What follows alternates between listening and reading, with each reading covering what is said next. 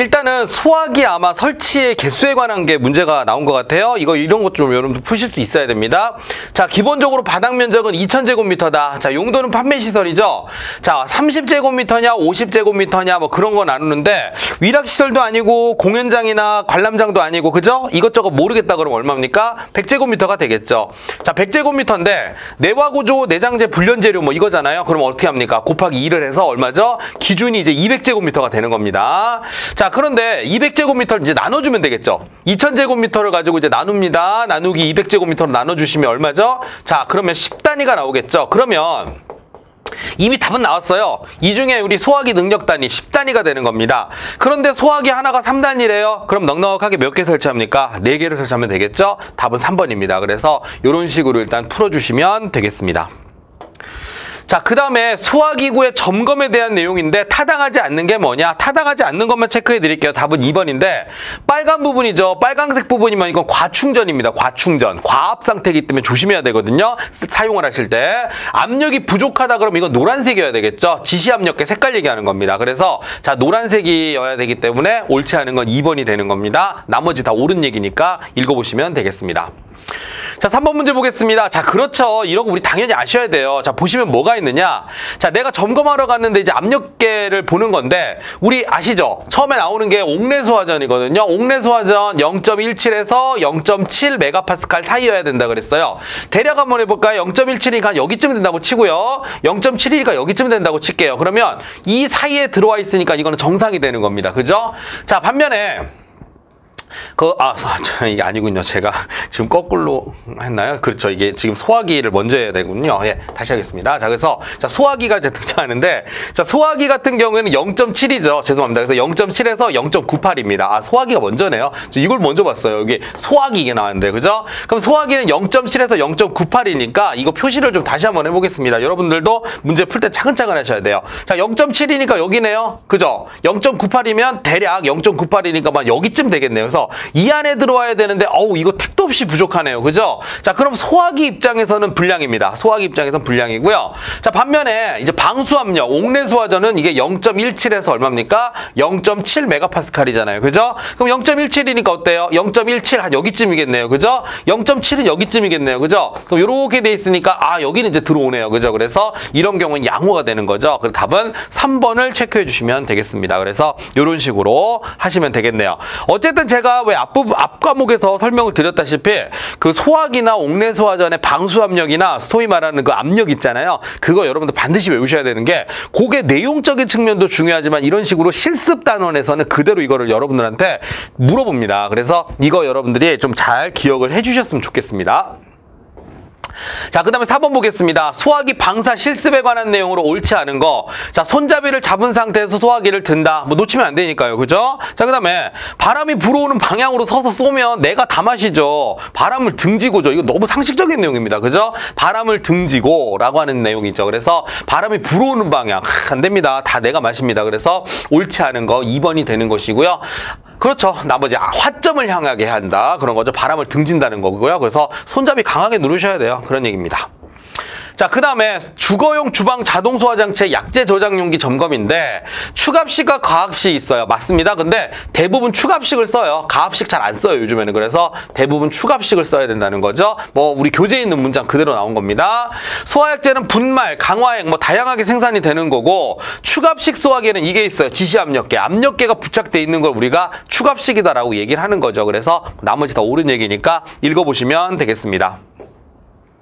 자, 6번 문제 보겠습니다. 자, 우리 주거용 주방 자동소화장치의 점검사항이 아닌 게 뭐냐? 자, 가스 누설 탐지부 이거 있어요. 가스 누설 탐지부 점검해야 됩니다. 감지부를 또 시험을 하는 게 있겠죠. 감지를 해야 되는 부분 그런 얘기고 그 다음에 예비전원 시험도 해야 됩니다. 혹시라도 뭐 이제 정전이 됐을 때 위해서 예비전원 시험. 자, 우리 교재도 나와 있어요. 가스 누설 탐지부 점검하세요. 그 다음에 누설 탐지부를 점검하겠다는 얘기는 누설 차단 밸브도 점검을 해야 되겠죠. 예비전원 시험 하고요. 감지부 시험 합니다.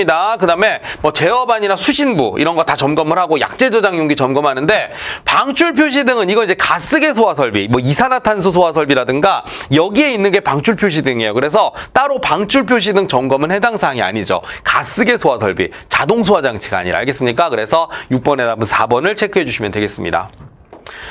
자, 그리고 이제 피토 게이지로 방수 압력 점검을 해야 되는데 이거 아시죠? 이렇게 만약에 노즐이 있으면 물이 이렇게 뿜어져 나오잖아요. 그러면 피토 게이지로 점검할 때는 어떻게 합니까? 이렇게 수직으로 이렇게 피토 게이지를 이렇게 수직으로 갖다 놓는 거죠. 아마 교재에 그림이 있을 겁니다. 그리고 이걸 이렇게 하는 사람이 어디 있어요? 이게 분모형 관창이 아니라 직사형 관창을 이용하잖아요. 그러면 직사형 관창을 이용하면 분무주수가 아니죠. 뭐라고 합니까? 봉상주수겠죠. 직사형 관창 자체가 봉상주수를 이용하는 거니까 얘가 맞다면 얘가 틀리는 거죠. 그래서 틀린 거는 답이 몇 번입니까? 3번이 되는 겁니다. 그래서 7번의 답 3번 체크해 주시면 되겠습니다. 뭐 쉽죠? 여기까지는 내용 한번 이렇게 보시면 되겠습니다. 8번 보겠습니다. 자, 옥내 소화전 방수압력 및 방수량 측정에 대한 설명으로 옳지 않은 거 골라라 그랬습니다. 볼게요. 자, 일단은 자, 이거 쭉 읽어보시면 옳지 않은 것만 보면 되는데 옳은 거는 그냥 여러분들 교재에 있는 거 그대로 읽어보시는 거잖아요. 자, 뭐가 문제냐? 4번입니다. 방수압력 측정기는 봉상주수 상태. 이거 맞습니다. 직사주수잖아요. 그죠? 그러니까 분사하는 방식으로는 직사주수고요. 모양으로 봐서는 봉상주수가 되는 거거든요. 봉상주수 상태에서 어떻게 설치합니까? 아까 이렇게 나가면 이렇게 설치한다 그랬죠? 이건 수평이 아니라 직각, 수직이겠죠. 그래서 직각으로 측정해야 된다는 겁니다. 그래서 옳지 않은 거 몇 번입니까? 4번을 체크해 주시면 되겠습니다. 뭐 이런 내용이죠. 그러니까 여기는 그래요. 사실 점검 실무 이쪽은 교재에 나오는 그 특징이나 어떤 사용 방법 있죠. 그걸 그대로 문장으로 해서 출제하시는 교수님도 그 얘기를 하시더라고요. 교재에 있는 걸 활용해서 살짝 바꾸는데 그 바꾸는 부분이 달라진다는 거예요. 왜냐하면 교재를 벗어나면 이제 민원이 들어오니까. 아니 왜 없는 걸 냈습니까? 이렇게 되고 너무 꼬아서 내도 이제 민원이 들어오기 때문에 그래도 공부한 거에서 내는 게 맞잖아요. 그래서 이제 우리가 학습하는 그 교재 근데 대신에 민원을 넣더라도 아유 우리 선생님 여기 교재 안에 있는 건데 이걸 모르시면 어떡하나요? 이 할 말이 있잖아요. 그래서 교재를 꼼꼼하게 여러분들이 공부하시는 게 저는 제일 좋다고 생각을 해요. 근데 문제풀이는 왜 합니까?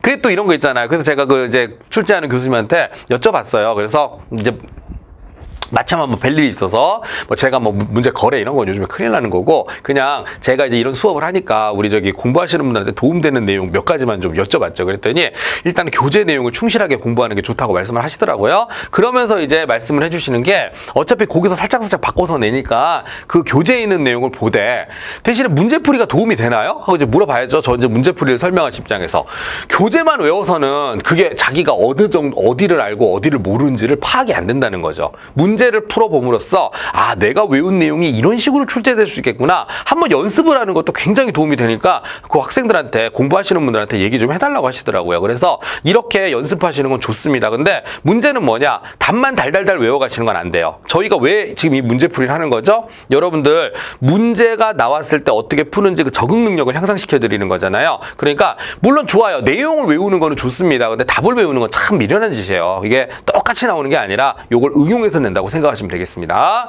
자, 그래서 어쨌든 근데 다른 그 이제 교재들도 마찬가지인 거예요. 그거 어떻게 이게 다 공개되는 문제가 아니고 그때그때 다 바꾸는 거니까 그 적중했다는 건 다 그냥 비슷한 거겠죠. 유사 적중인 거죠. 그래서 근데 저희 목표는 뭐다?